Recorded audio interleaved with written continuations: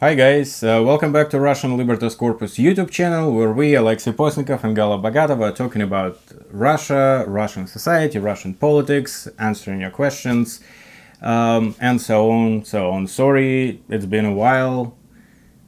We have no excuses. We don't. No.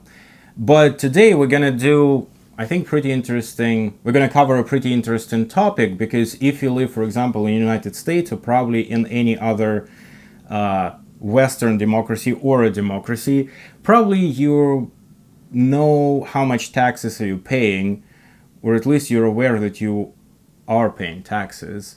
And I think that's really important for people outside of Russia to know about Russia, that people in Russia, a lot of them, have no idea about taxes that they pay. Or rather, they do not deal directly with this procedure, which establish a certain kind of connection, a different kind of relationship with the government when you do not participate directly in the process of taxes,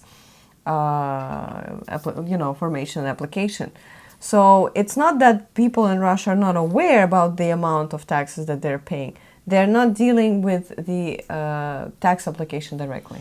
Also, what most people in Russia are aware of is so-called the lowest income tax in the world, only 13%, and that was like a big bullet point for Russian government through all these years. It's like, guys, but we have the lowest taxes on the planet, basically. And so everybody heard about 13%, but I worked officially, I was employed for 5 years. I never seen what would my salary would look like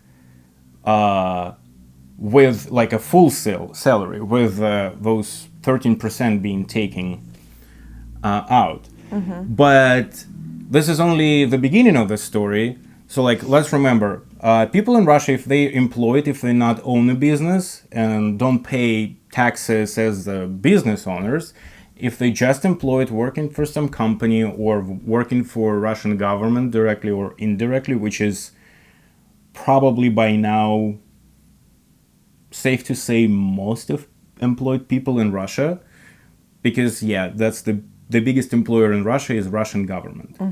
So, okay, let's remember this. Like, people heard about 13% income tax.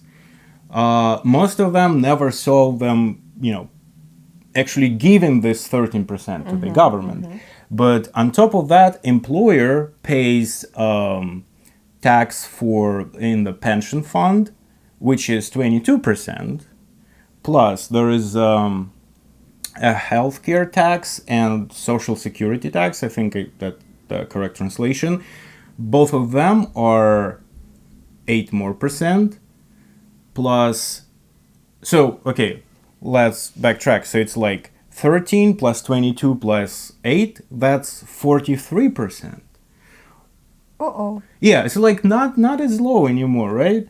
But then on top of that, if you're buying alcohol, cigarettes, or gas, if you have a car, you're paying excise tax, which is 50 to 70% within the price. But again, you will never see a line in your receipt that will say like the price for your gas, it's let's say like $3 for a liter. I mean, I have no idea what's prices for gas, but let's say like $3 for a liter, and on top of that, $4 more as an excise tax.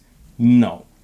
Also, if you're just buying anything in the stores, you're paying sales tax, which again never will appear in your receipt, and it goes for every product. And like, we live in New York, and in New York, at least groceries are not taxable. So like, we're not paying sales tax for groceries, but when we're not doing groceries, we in our receipt we see like, oh, and then an additional tax that you just paid on top of the price that were listed on a price tag, which is when I first came here, it was like, that's pretty annoying. So like, you see the price tag and then you need to pay more. That sucks. However, there is a different dimension of this kind of relationship, and the annoyance behind seeing the tax and paying for it on top of the visible price, or seeing the incremental amount that is deducted from your salary as a taxable, as tax, creates interesting dynamic in your relationship with the government and your civil awareness, right? Yeah. For example, in the US, it's pretty common argument when people are, complaining about the government, like, what am I paying taxes for? I'm not paying taxes to do this, like, whatever this might be. In Russia, this is on a mass scale not existing thing. Right. So when people are not aware how much taxes they're actually paying, when people are not putting their own hands on the process of tax payment and calculation of their taxes, there is a different level of awareness that they're paying actually for the service they're provided by the government. When you don't see this process, when you don't see this amount, when you don't calculate your deductibles, you have an idea or an illusion that the services you get from the government, including pension, are on behalf of the government. It's actually their assets, or it's actually their services that they're providing you on the, with their great heart. Yeah, and pension is such a big deal because retired people for the last, basically they're an essential part of Putin's core voters. They would go and vote for Putin or vote for Russia United, that's a party of power in Russia, because the narrative is this: they giving us pension, they paying us those money. So if we're not going to vote for them, maybe the next whoever will be, they're not going to pay our pension because they're not going to be so kind as Putin. Right. Yeah. Also, Russian pensions are ridiculously low, but it's beyond the point. People who after retirement getting pension have this idea that the government pays them pension just because our government, it's just so incredibly nice. Right. But they not, because nobody knows, no, well, some people know, but you need to learn about this to know this. But on a mass scale, people don't know that they're paying 22% to the pension fund.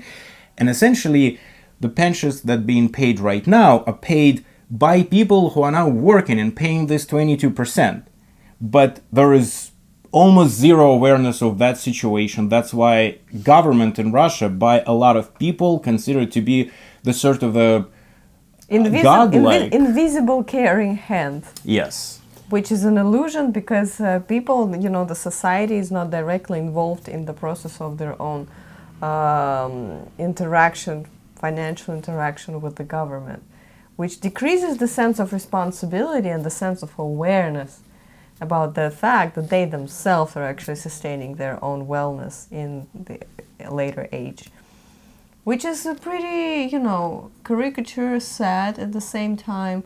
And I see here this interesting combination between the freedom and responsibility. That freedom is always implies a certain increased level of responsibility. If you want to be free, it means that you have to take on additional burden of calculations, additional burden of control, additional burden of self-awareness and management of your financial needs and resources. And when people are not so in need of freedom, as we can see in the Russian society, it is in many ways because they have not learned the tools of responsibility as another side of freedom, as the other side of freedom. And also, basically, when you don't know you're paying someone to do something, or you're paying someone for just giving someone's money, and then you don't have the drive, something in return. Yeah, you don't have the drive to keep the people accountable for the resources that you have invested in their job, in their asset, in themselves. So there is no drive, no impulse to keep your governmental services or the governmental organizations, or how would you say, the bureaucratic units accountable. Yeah. this is again, whenever you're thinking about, why Russian people, not so protesting, not so freedom, much, or freedom like, hungry. yeah, That's actually we decided to address this issue because we had a question about why Russians are so passive in terms of fighting for freedom, and why they're not. They're deprived from the obvious drive to freedom, just like Ukrainians have that or Americans have that. And because this was such a great question, we do expect more questions coming from you. but because this is the question we're getting a lot. It's sort of a self-repeating question. That's one of the answers to it. Not the whole answer, but yeah, here you go. I think you just need to know that.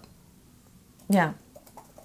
So yeah, let us know if you're enjoying paying your taxes. I mean, no, I'm really annoyed to pay my taxes in the US, but I do it, and it's sort of a mixed feeling of annoyance and joy. Joy, okay.